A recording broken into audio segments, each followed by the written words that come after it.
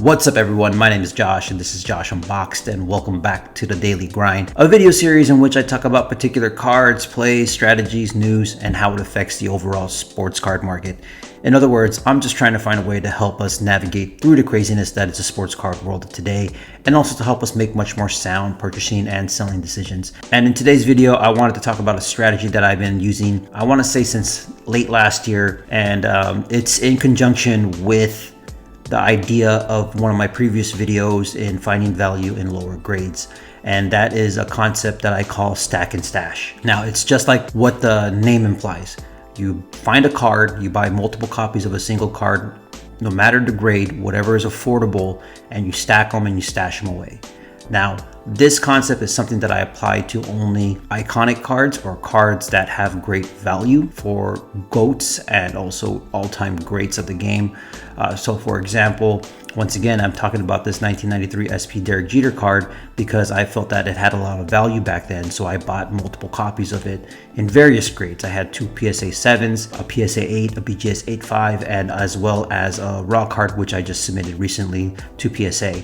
And I'm employing the same strategy to the 1986 Topps Jerry Rice card. So I have a BGS 8.5 as well as a PSA 8, and you'll see that in my next pickups video, which will probably be tomorrow. So I'm actually trying to apply it to more modern cards as well, but obviously the ratio of vintage to modern, the older cards will have a bigger piece of the pie versus the newer cards such as the Mahomes or Luka Doncic or what have you. And some people probably have already been employing this in a sense for, let's say, today's modern cards. People buy tons of Zion, people buy tons of Ja, and people buy tons of Luka. But I'm applying this to vintage cards and older cards of Hall of Famers, GOATs, greats of the game, and as well as iconic cards. So being able to buy multiple copies of the 1986 Jerry Rice Topps rookie card allows you to have a bunch on hand for when markets rise, you can sell. Or you can just hold it long term, and then like 20 years down the line, those cards will have significant value. And it's about buying, whatever you can afford. Right? I'm not saying going out and buy like 10 PSA 9s or 10 PSA 10s. I don't have that money to purchase that.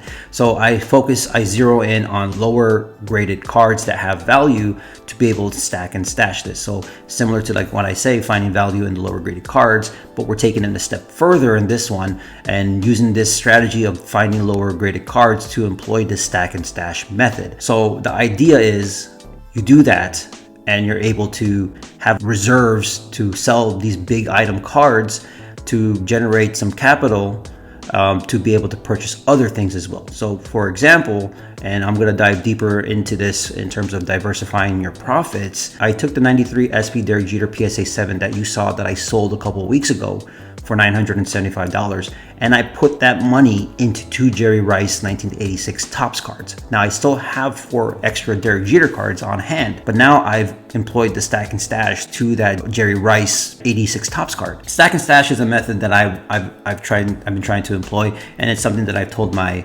coworkers, my staff members about, like, hey, here's a list of cards that I plan on stacking and stashing. It could be like the 2000 Bowman Tom Brady card, 2003 Topps LeBron, 96 Topps Kobe Bryant, or any Kobe Bryant rookie for that matter, any LeBron rookie for that matter. The 86 Fleer Michael Jordan card, which now is kind of out of range for me, so I have to shift to something else. Low grade Joe Montana rookies, Sidney Crosby Young Guns, Ovechkin Young Guns, Wayne Gretzky Topps, Wayne Gretzky O-Pee-Chee, Mario Lemieux O-Pee-Chee, Mario Lemieux Topps.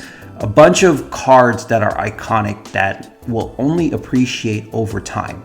So I feel in this type of strategy of what I'm doing, I can't go wrong buying stacks of those cards for the long run. So the goal has always been to acquire these cards for long-term hold to pass on to my son when he gets older. That's always been the goal. And in order to set him up for something greater, it's all about employing this stack and stash method.